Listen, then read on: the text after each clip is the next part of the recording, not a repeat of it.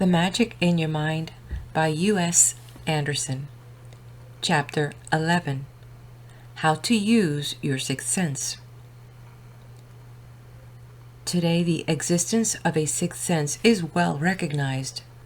Supersensory ability has been recorded through the centuries, but only recently under laboratory conditions.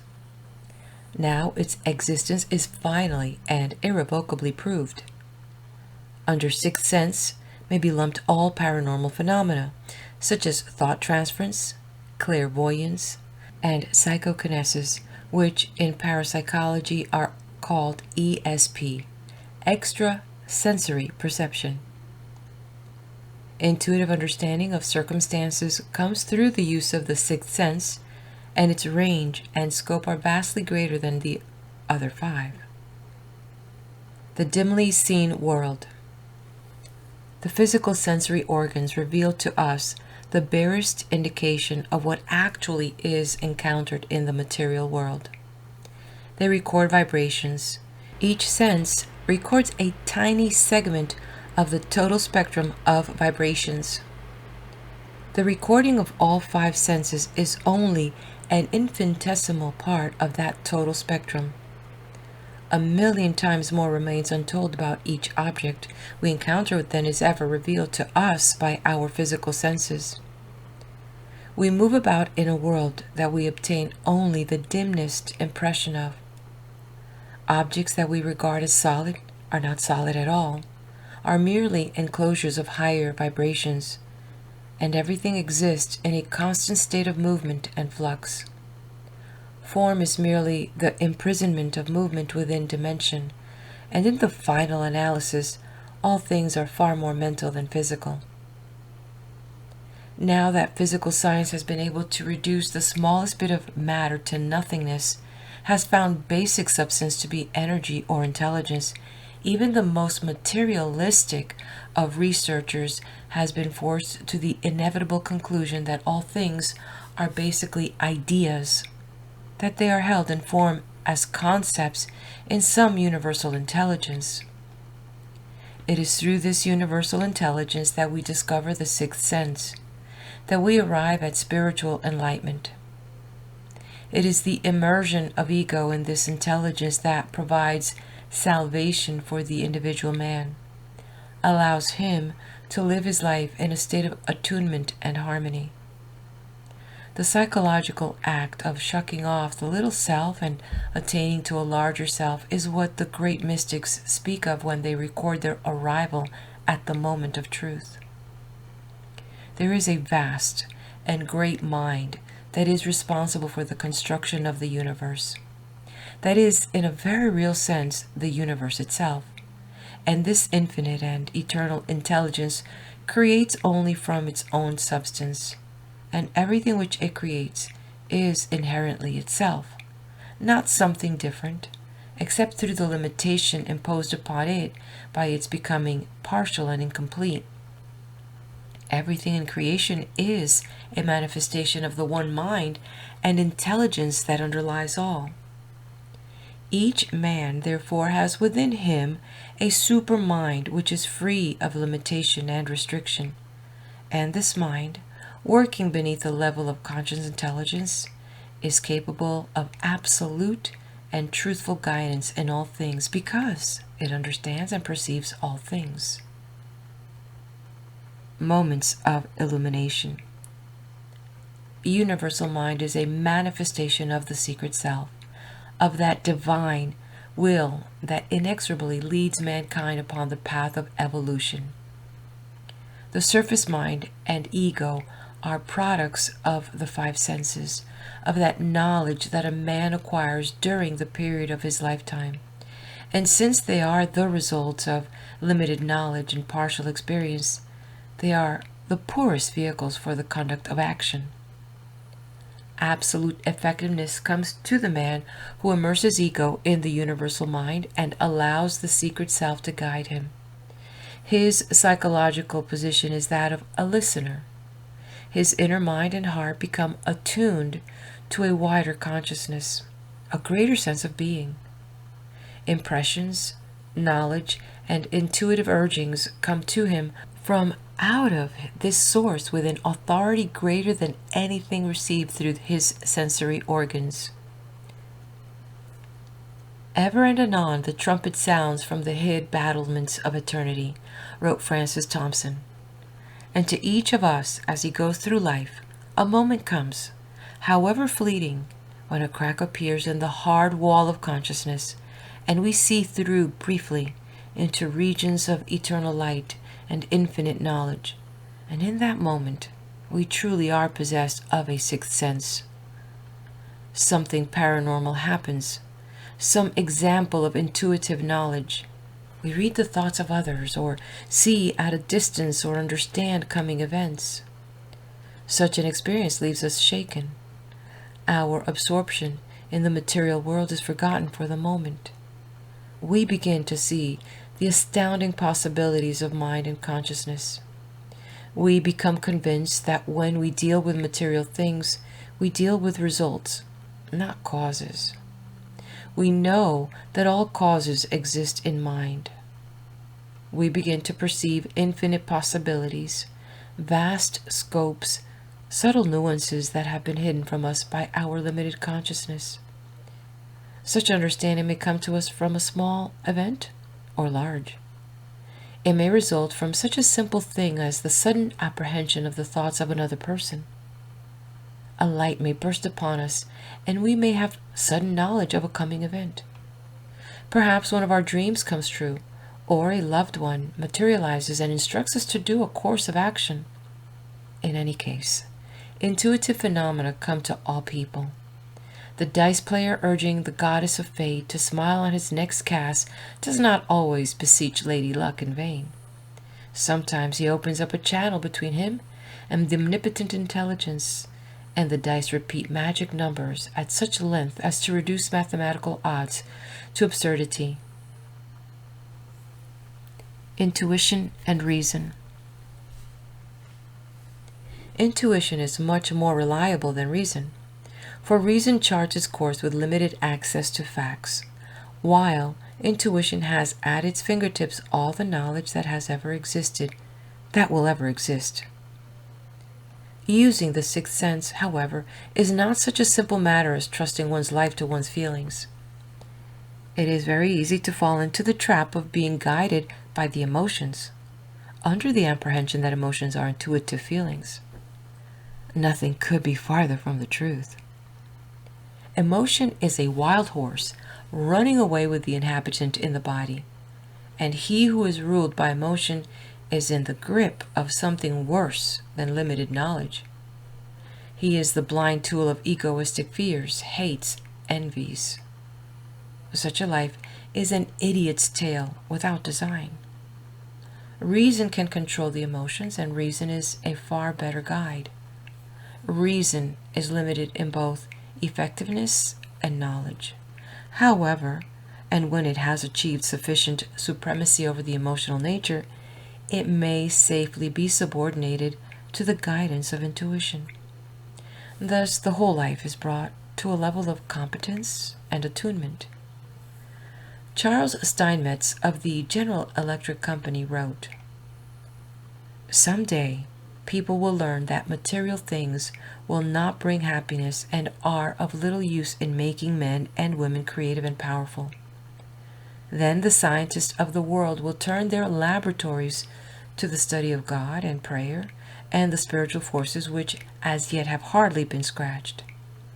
When this day comes, the world will see more advancement in one generation than it has seen in the past 4. Reason enables us to deal effectively with our immediate surroundings, but only within the scope of the information available to the 5 senses. Reason tells us we may go coatless on a sunny day, but the storm that is gathering over the horizon is outside the scope of reason, and when it rains in the late afternoon, reason has been wrong. The wider consciousness in the depths of the individual must be trusted before his actions can be guided with a knowledge of all factors. Reason is a tool, and logic is an effective method of thinking. but each is only a means and no more reliable than the information fed into it.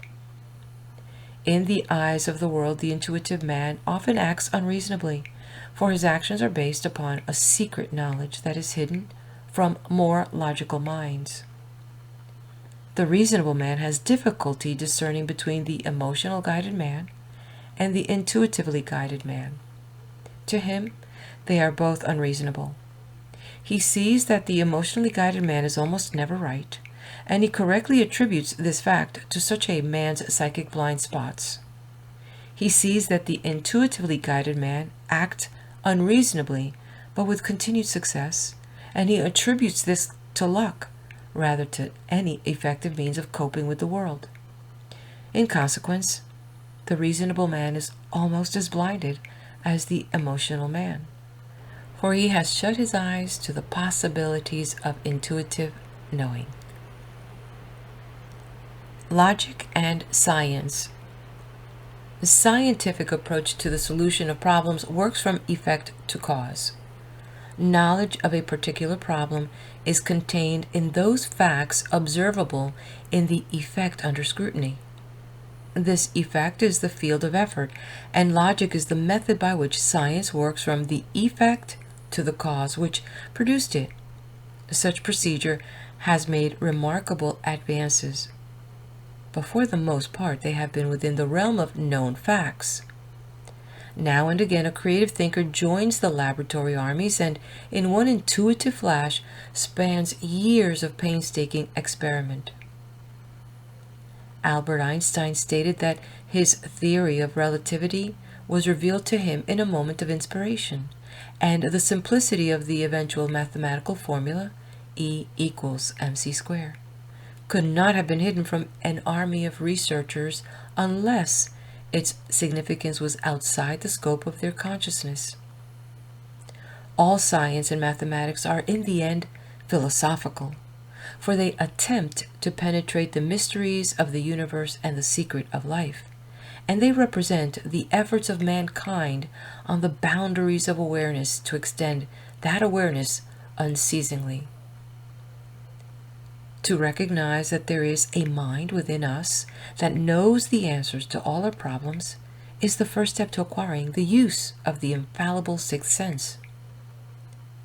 It is not necessary to find a solution in the material world. In point of actual fact, the solution can never be found there. The secret lies within ourselves, and we need go no farther than our very room to find each answer. There is tremendous comfort in discovering within oneself an infinite and eternal mind that holds the answer to each problem. To realize that the solution to each perplexing situation may be found simply by searching one's soul. But if a man be sufficiently out of joint with life, he may find it extremely difficult to commune with his inner and deeper nature, may even become neurotic through having severed psychic ties with his originator. When he looks into the reaches of his soul, those trackless corridors stretch toward infinity and appall him with their emptiness. He is frightened, seeks quickly to return to the uneasy security of his material existence. It takes courage to look upon the many faces of the secret self.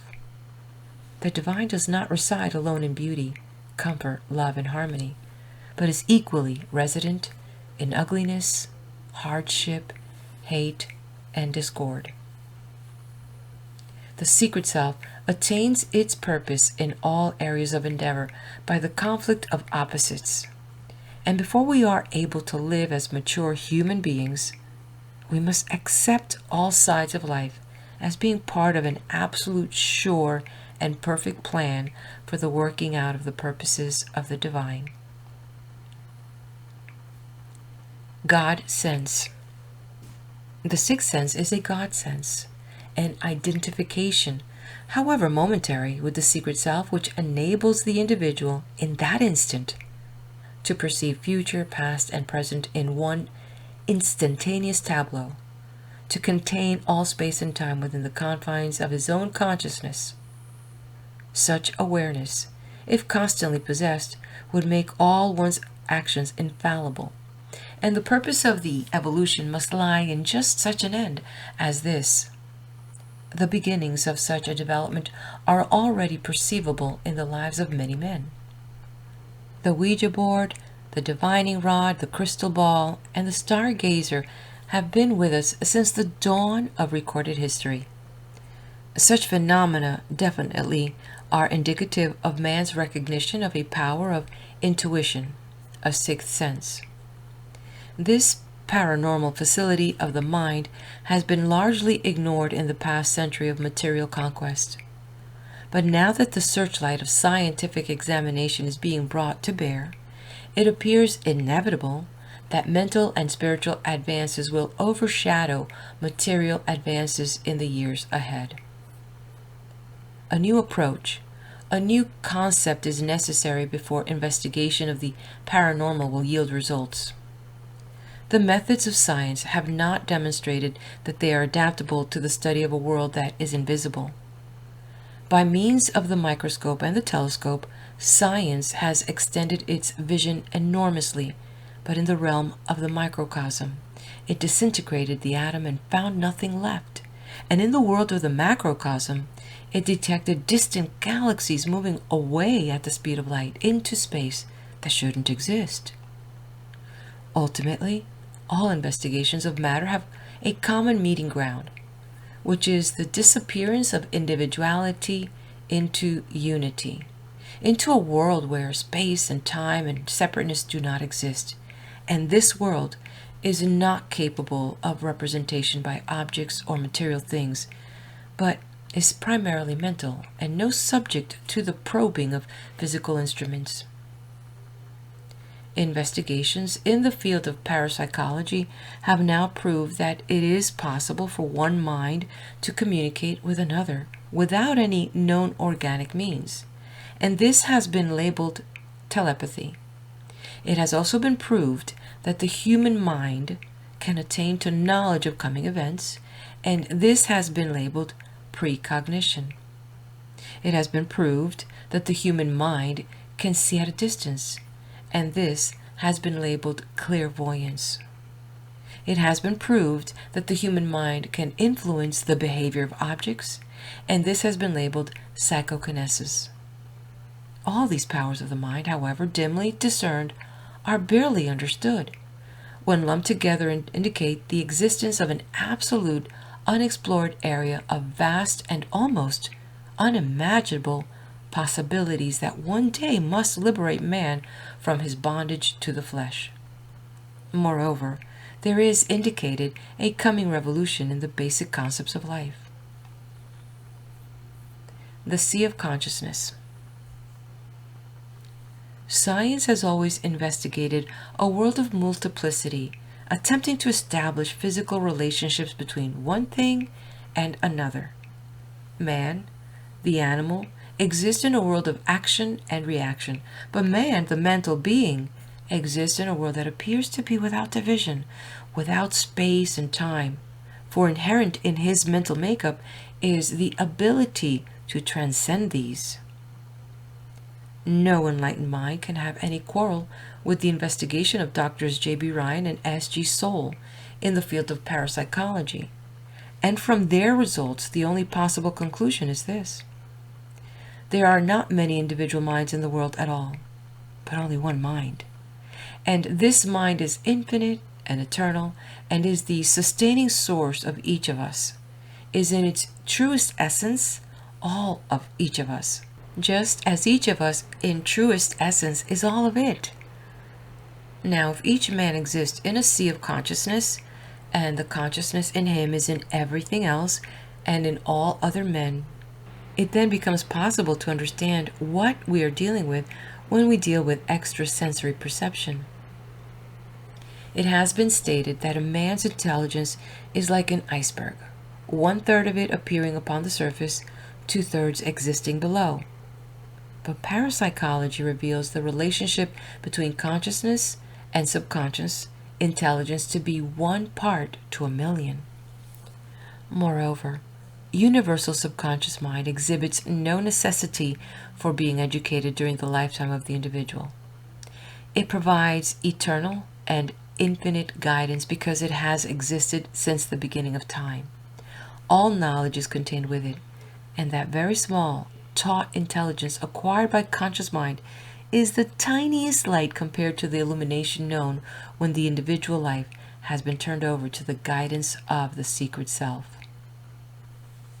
1,000 times more awareness is obtainable by the person through enlightened use of the universal mind than through efforts in the world of material things.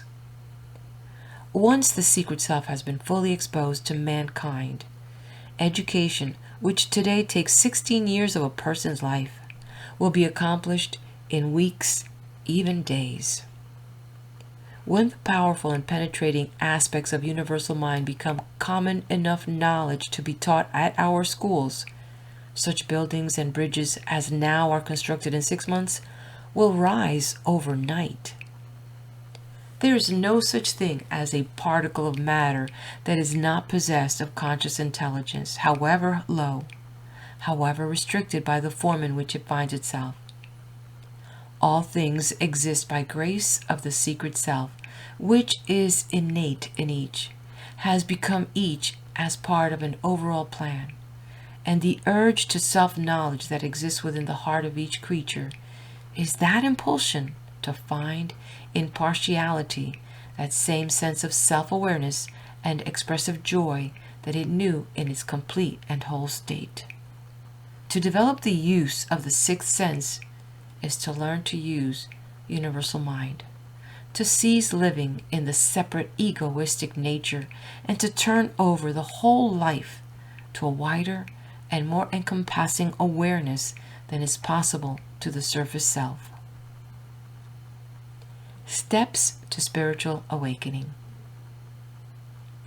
The consistent use of the sixth sense depends upon spiritual awakening, depends upon a man recognizing the spiritual bond that unites him with all others, with all things.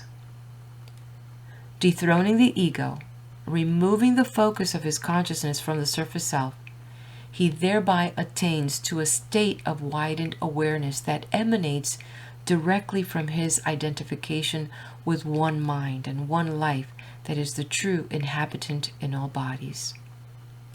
When a man reaches this state of illumination, a new world opens up for his exploration. Physical effects take on secondary significance. He sees that things originate on an invisible plane, that all causes are mental, proceed out of ideas, out of visualizations. He begins to see that material things are not really solid facts at all, but only partially revealed manifestations of conceptions held in mind. Now he is able to perceive the secret of acting mentally, of altering things by altering the idea that exists within them. He begins to see that this altering is possible through complete identification of himself with the thing, that once this widened consciousness is achieved, he can change the thing merely by changing his idea of it, because the same mind is in him as in the thing. Nothing is impossible to the man whose consciousness breaks out of the bonds of the ego. Once he shakes off surface self, there is revealed to him a world that is bounded only by eternity and infinity. He can become anything he desires, can accomplish anything he will, for in a very real sense all events and things have their existence in him. To achieve this state of spiritual awakening is the goal. To arrive at this state of joy and bliss and complete effectuality is beyond doubt the most worthwhile and rewarding culmination of life. Steps by which spiritual enlightenment is achieved are the steps by which the sixth sense is brought under dominion, and they are four. These steps infallibly produce spiritual enlightenment, and to him who puts them into practice is brought not only the sixth sense, but an expanded consciousness that allows him to live his life joyfully and effectively. The four steps are: 1. concentration. 2, surrender. 3, sacrifice. And 4, love. Concentration means the focusing of the total mental and spiritual efforts of the individual on discovery of the secret self. Surrender means a wholehearted giving over of all action and goals to the divine. Sacrifice means continual and deliberate subjugation of ego to the will and purposes of the secret self. Love means yearning for unity, longing to return to a state of wholeness and oneness. These 4 sacramental steps, if performed unceasingly, are bound to develop that wider consciousness in which the sixth sense becomes an integral part of the life. The first step taken, all others will follow. With the mind and being dedicated to a search for a wider consciousness, the life inevitably will be transformed. A sense of intimacy will come into the consciousness, and the person will find resource by which he is able to give over his goals and aspirations to the divine. Man is made of magic. Once this psychological divestment of the ego has taken place, illumination is near. Now it becomes second nature to practice the sacrifice by which the ego is kept in subjugation. Little egoistic desires are daily given up in favor of that one encompassing search for unity that is now the total concentration of the individual. The ego does not cease to exist, far from it. In some areas it appears as vigorous as before, but now it recognizes that it is only a tool, not originator, not captain or master. And it performs its tasks, goes about its work under the impulsion of and following the guidance of a will and a power totally beyond and inexpressibly more powerful than itself. There comes to the individual an experience of the unity from which he has sprung, an experiential return to a source of absolute bliss and joy and power. He enters the secret self. The secret self enters him. This mutual penetration, this merging, is the union known as love. And when this takes place in the consciousness of the individual, his emergence as an enlightened and effective man begins. Now he realizes that man is not bone and blood and flesh, or even brain, but is constructed of invisible essences that can only be called magic. Jean Gebser wrote, telepathy, trance, precognition, telekinesis, levitations, dual personality, and many other paranormal phenomena are rooted in the magic structure of man. So-called paranormal phenomena are not at all paranormal, but fundamentally natural. Without certain telepathic powers, without traces of the magic structure, without a minimum of inner prevision or the power of precognition, without sleep and light intuitioning, not one of us could live another day. And all of these powers arise in the main from the magic structure of our consciousness. The effective use of the sixth sense is attained by the man who comes to the realization of the essential magic of human consciousness. He does not give his allegiance to the world of material things, but to a world of ideas and concepts and thoughts which he perceives pre-exist and preordains the material world. Perceptions of the sixth sense are never as concrete as those of the 5 physical senses. The reason for this is obvious. Our physical senses are used through all our waking hours. Our sixth sense seldom, if at all. The sixth sense works in us as feeling. Not feeling sustained by emotion, but inner certainty as to a course of action, as to the development of coming events. Reason is not renounced altogether, nor logic, nor knowledge, But all these are subordinated to intuition, and they are used only to bring into consciousness all aspects of a problem that needs to be solved. Intuition develops the solution, which emerges in the consciousness of the individual as a deep certainty that may have either visual or auditory manifestations, perhaps both. A man might list all elements of a problem confronting him. He might wrestle with the problem in terms of reason and logic, but he will draw no conclusion immediately. He will turn over the problem to his subconscious for a period of resolution, confident that the correct solution will be delivered to him. Frontiers of the mind. The enlightened man does not shut out one part of his nature in order to use another, but uses all he is all the time, in all places, in each thing he does.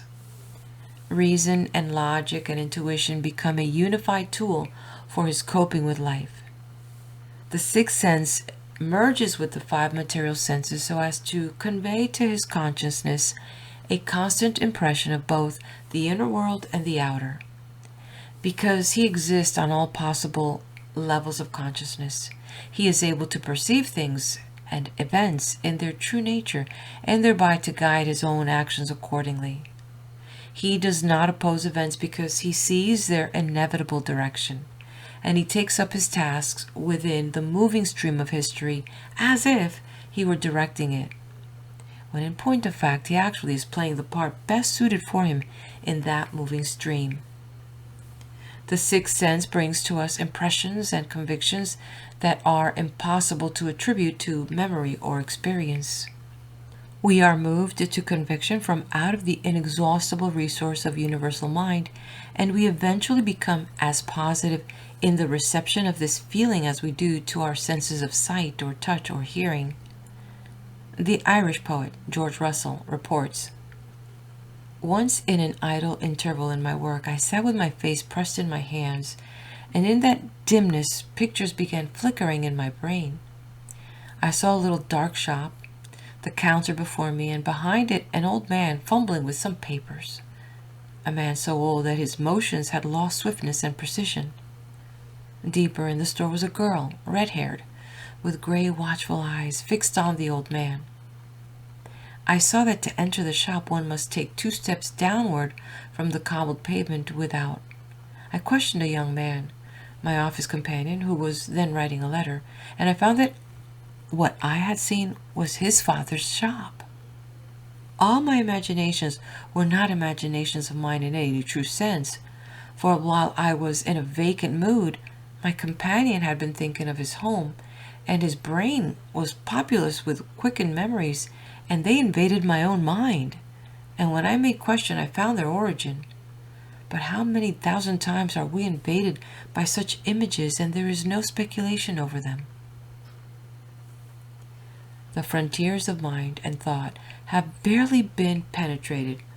Awaiting the human search for knowledge lies the most exciting, unexplored area of all, human consciousness, mind being mentality. Our lives grow into images of those things which our minds are preoccupied with, and if we are concerned with bolts and nuts, we achieve a bolts and nuts mentality, and our very absorption by this infinitesimal slice of existence bars us from perception of the tremendous possibilities in other spiritual and mental realms. A man who takes up his task as he might approach an altar transforms his work, no matter how menial, into a sacrament. When a man puts intuition to work for him and closets himself with his consciousness in a searching effort to develop his sixth sense, he is bound not only to grow in effectiveness and power, but also as a questing human soul in search of the uttermost. Nothing in life is resolved simply by facts. Facts shriek at us because they appeal to our conscious minds, but facts that human knowledge has uncovered up to now are but the tiniest representation of the total sum of knowledge in universal mind. The rational, logical man who prides himself upon acting only on known facts is not nearly so rational as he would have himself believe. In point of actual fact, he is more often led to erroneous conclusions than true ones, not because he does not apply his reason and his logic and his knowledge, but because they are insufficient, deal only with a portion of existence, not its entirety. You shall know the hidden purpose. Each of us has a job, each has a row to hoe, and within our circumscribed task problems constantly arise which we are called upon to solve, upon the solution of which our lives often depend. To apply the use of sixth sense to the solution of these problems is possible to every man, regardless of how obsessed he is with the material world. Even if he will not strive for spiritual enlightenment, will not turn over his life to the divine for guidance, will not subordinate the ego by sacrifice, will not find within himself a longing for unity with the secret self, he still is not beyond the salvation offered by intuition. When his time of conscious striving with a problem is over, when he has considered all elements, pitted them against each other, weighed them, counted them, tabulated them, he then may visualize within his own mind a secret computing machine into which he can feed all elements of the problem and which will deliver him a true and accurate answer. Each of us, no matter how spiritually enlightened, can profit by this visualization. When your problem is upon you and you know as much about it as you ever possibly can, forget it completely. Envisage your secret computing machine. Feed all elements of the problem into it. See them go in one by one until finally the whole problem is out of your hands. Know in your own heart that the problem will be solved, that you need do no more about it than act upon the solution when it is presented. Have no fear. The solution will come. It may be the following morning, perhaps the next afternoon. It may be a whole week, but it will illuminate your consciousness, and you will know with the utmost certainty that the true answer has arrived. Once this highly significant experience has come to you, reason and logic and knowledge will have been dethroned as the principal activators of thought and action in your life, and enshrined in their stead will be that faculty of intuition that transcends and transfigures all situations and circumstances, because it is infinite and eternal and speaks to the individual from out of his sixth sense. End of chapter. Stay right here. We're going to go ahead and flip the page as we move on to chapter 12. The mental attitude that never fails. Over most men hangs the sword of Damocles. They have fallen into the psychological trap of creating their problems by trying to solve them, worrying because they worry, being afraid of fear. There is a capricious quality in our psyche that denies us each object we try to grasp. Our wrong thinking, wrong acting, egoistic nature leads us to pursue things through vain desire. Acting and thinking in the small part of our nature, it is inevitable that we be frustrated in our purposes. Ensuring success. The mental attitude that ensures success is one in which the individual turns his work and the results of his work over to the divine without attachment or desire. This psychological absolution from the aims of partial seeing allows him to follow the behest of a master will with perfect equanimity. He will not be dismayed by circuitous routes. He will not be bitter about apparent defeats. He will not rail against obstacles, because he knows that the ends of his actions are in the hand of an omnipotent being which ensures his absolute development and complete success eventually. An enlightened man sees that the purpose of the secret self are the only true purposes. He adopts these as his own, dons the mantle of divine as his true inmost being. All his actions take a long-range significance. He understands that there is a secret purpose in the smallest task, that the eventual result of his purpose lies beyond the perception of his conscious mind. There develops within him a towering trust, a positive certainty as to eventual victory that makes him irresistible and impregnable in the midst of all action. He cannot be defeated, for defeat is possible only to a being bounded by space and time, and he has taken up his residence in a self that is eternal and infinite.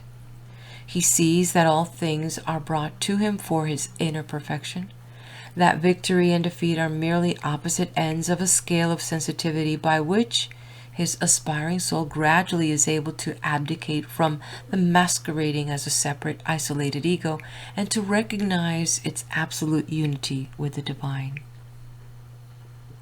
To be undiscouraged and undismayed by whatever turn of fortune is encountered is always a mark of maturity and enlightenment. Such fortitude is possible only to a man who has forsworn desires to be better, to get more, to have power, or any other of the egoistic shortcomings that mark the individual at war with his fellows. The vital and animalistic nature hungers always for the fruits of its labor, and when these are denied, it becomes disconsolate, loses faith, may even give up altogether. Whoever is bound to his animalistic nature is bound also to constant hungering for the fruits of his labor, and in consequence takes up his task under a delusion that blinds him to the possibilities for success. Selfish striving for gain defeats enterprise at the outset because it is based upon the false belief that one manifestation of the divine is innately better than another and therefore more deserving of reward. Such psychological misapprehension is based on partiality, sees a world of multitudinous and separate things to be conquered and achieved dominion over. The separate surface self never achieves dominion over anything, even over its own nature. It did not spring itself into being. It cannot stay itself from eventual oblivion. Its growth and development are entirely reactionary, and all things lie outside the scope of its effectuality. Effective guide to living. In almost everyone, however, the surface self achieves the illusion that it is able effectively to influence life. In consequence, through the years that his physical body flourishes, a man is mentally and spiritually bound to a delusion about who he is and where he came from and what his relationship to the world is. His lack of effectiveness in life, his failure to grow mentally and spiritually, his gradual disillusion into cynicism, into disenchantment with the material world, he seldom attributes to a psychologically wrong viewpoint, but generally feels he hasn't beat the game because he hasn't arrived at the pinnacle of material success he envisaged as youth. Even more revealing are ego strivers who achieve their goals. The mountain they climb so laboriously overlooks a barren landscape. When they stand upon the highest spot and look over the bleak vista, their souls are seized in the vice-like grip of fear, and they turn their eyes to the earth and never look skyward again. Our cities and nations are populated with people who cannot stand to look into their souls because they never have discovered who they truly are. Infinity and eternity appall them by dwarfing the ego. What is needed most of all is an effective guide to living, a humanistic relationship between the individual and his creating source, so that each man is able to see with absolute clarity and perfect equanimity that his life not only is part of a divine plan for the development of consciousness in the universe, but that he himself is both mentally and spiritually unified with that master spirit whose field of unfoldment the world is. Such spiritual illumination allows a man to put his life and his works in the hands of the divine, with complete assurance that both will be used for the best purpose. Once this psychological disposition of personal effort and personal victory has been accomplished, the individual never again suffers defeat. Apparent defeat becomes only a turning place in the road. All detours merge into one triumphal march to victory, become part of that plan by which eventual success is assured. When the revelation comes to a man that the divine is working through him, all his labor takes on a highly charged spiritual significance alongside which material rewards pale. Such a man no longer works for money, no longer works for success, but only for the expression of that mind and consciousness within him which he now knows to be the supreme manifesting upon the earth. He does the work of the secret self and never of his surface self. He subjugates the surface self to a master spirit that uses it as a tool for the effectuation of the divine purpose in the world. The faith that grows out of this knowledge sustains him under the most fierce, adverse pressure. Something higher than heart or intellect upholds him through the longest detours and the blindest gropings. His egoistic self has found that supreme master and the highest philosophy by which it not only understands itself and its place and purpose in the world, but also is admitted to a secret place of light and peace and understanding.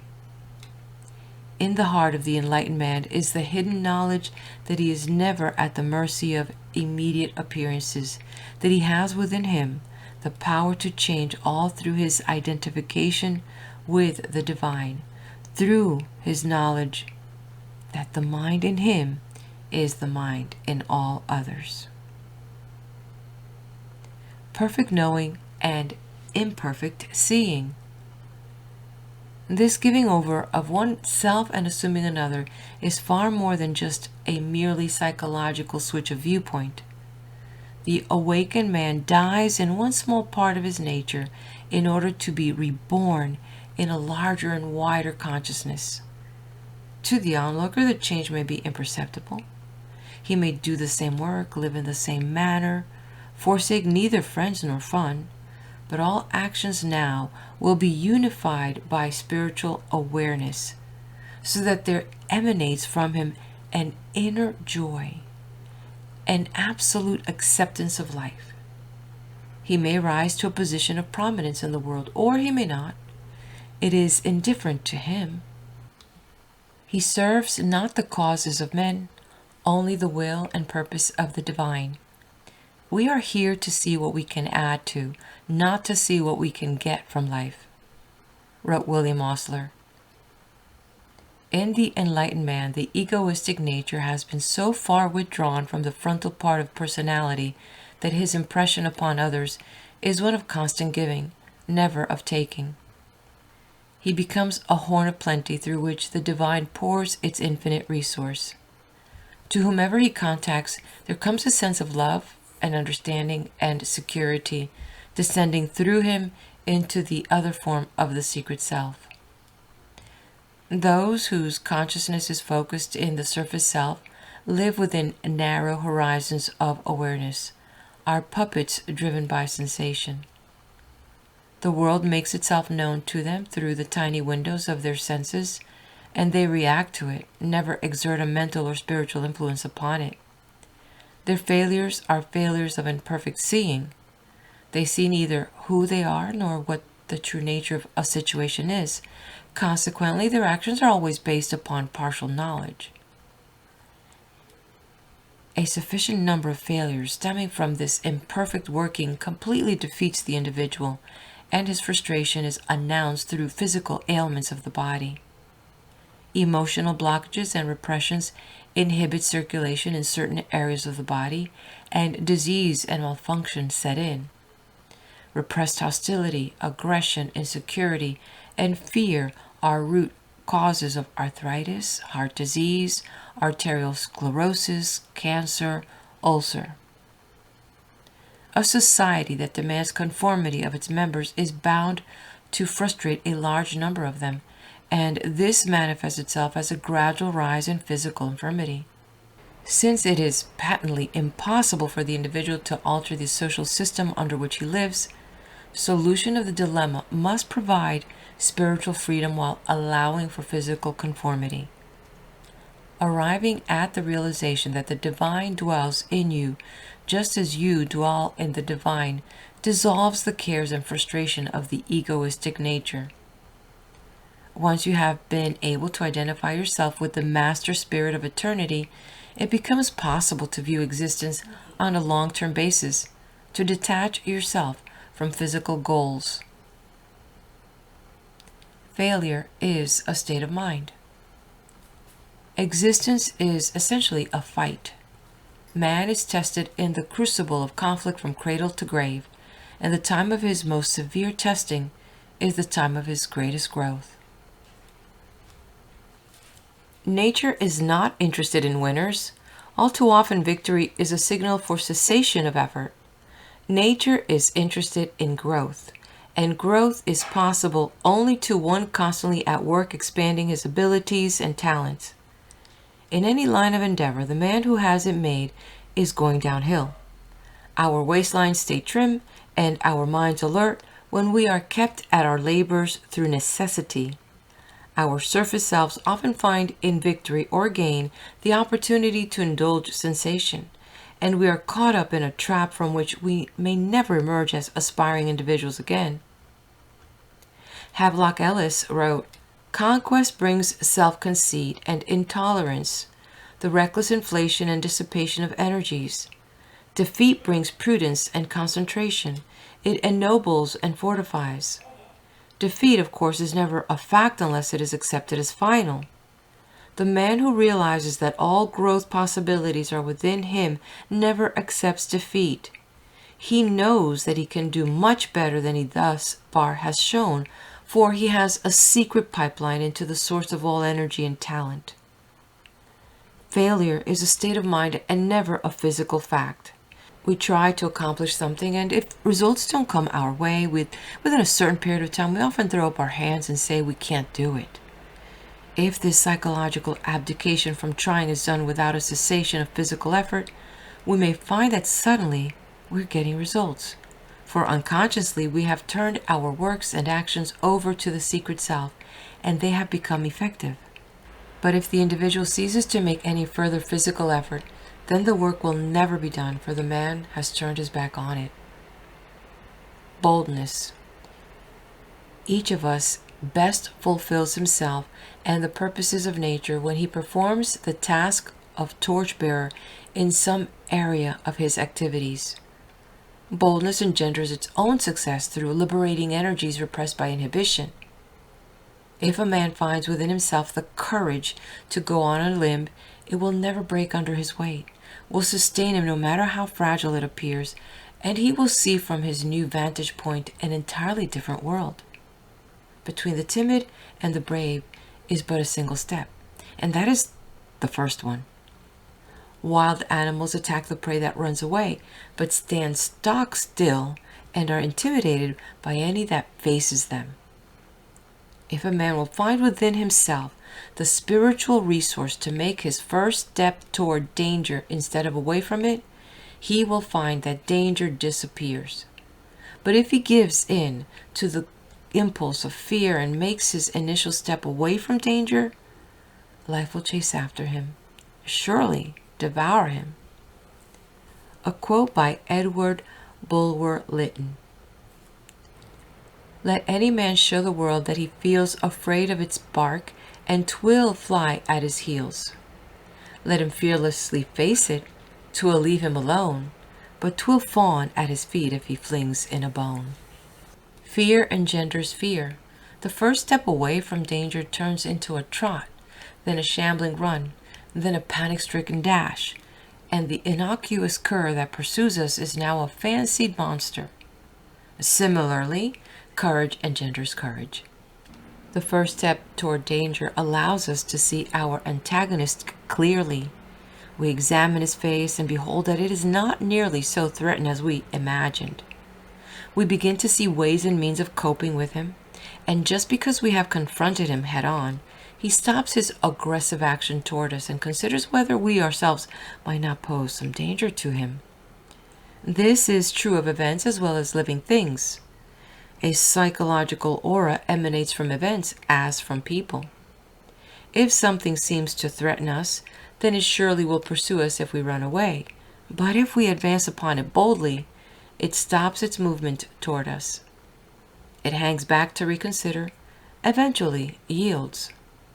Nothing stands before continued effort, and nothing can resist the man who persists in the face of all discouragement. The mental attitude that never fails is one in which the individual disposes himself of the goal-seeking ego and lodges his psyche firmly in a consciousness of the divine, viewing his own life as an opportunity for emergence of the master spirit, regarding the work that he does as being the work of the secret self.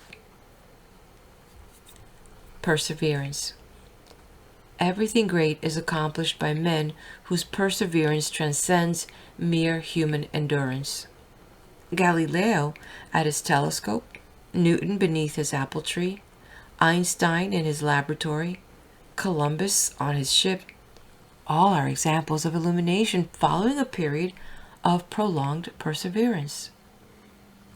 No man performing at the behest of egoistic desire could possibly have accomplished the feat of these enlightened pioneers. Long before illumination arrived, he would cease his searching and go on to other fields. The divine uses the discoverer and the creator, each for the purpose for which he is best suited. Such men cannot fail, for they are doing the work for which they were intended at birth. In consequence, their lives are completely absorbed in their task, so that the work is inseparable from the man, is in some kind of mystic sense the man spun out in space and time and perpetuated as a creative fact. When that psychological turnabout is made by which the individual life is surrendered to the secret self, there enters into the person an unearthly determination that impels him to perform his work in the face of all odds, in the teeth of the bleakest appearances. He takes his cue from a light within, and he is able to alter the psychological aura of the things by bringing into the midst of events his own positive determination and absolute dedication to the accomplishment of his tasks. His impact upon events is not brought about through vain desires or selfish goals, only because he's doing those tasks that are natural to him. Fear of failure is a deterrent to action in all those entrapped in ego consciousness. The surface self does not possess that sense of equality necessary to the undertaking of perilous tasks. It is concerned always with appearances, and it cannot bring itself to undertake an adventuresome action, because if such action comes off disastrously or comically, it is made to appear incapable or a fool. Millions of people are afraid to try because they're afraid to fail. And such inhibition keeps them from realizing all but the tiniest fraction of their capabilities. This short-sighted focusing of consciousness in the surface self keeps the individual's attention upon transitory goals. He undertakes to sing a song, for example, not because a song in him must be sung, but because he wants the attention and admiration of others. With this false viewpoint, it is even difficult for him to bring himself to get up before his audience, for he carries within a picture of the shame and defeat he will feel if his attempt to win admiration results instead in ridicule. The song, therefore, does not get sung, and if sung, sung poorly. The individual has not become the thing he is doing, but is only using it for the satisfaction of his surface nature. Don't be afraid to fail. The mental attitude that never fails is one that is not afraid to fail. One must be willing to accept the conditions that follow failure before he has any chance of attempting a new enterprise. If it be such a simple thing as diving off a board into a swimming pool, one must be willing to accept the pain attendant upon a belly flop before he is able to muster the determination to dive. Once fear is gone, he will not belly flop. His dive will be swift and clean. He performs it because it is in him, and it performs him as much as he performs it. To get the surface self out of the way and allow the psyche to be possessed by a master spirit allows the individual to undertake his task without the slightest fear of failure, because he not only has a sense of equality toward others, but knows that a power greater than he is guiding his steps in the best possible manner. We need to realize that everything is the result of change, that there is nothing permanent in the entire world except that secret self from which we have sprung. End of chapter 12. And also, this is the end of the reading of the book titled The Magic in Your Mind by U.S. Andersen. Before you head out, hit that like button, leave me a comment. What was your favorite part so far, or what was your best chapter that you liked? And if you know of anyone that could benefit from this book, please do forward it to them. And subscribe to the channel. And until we meet again somewhere here on the next video, be blessed.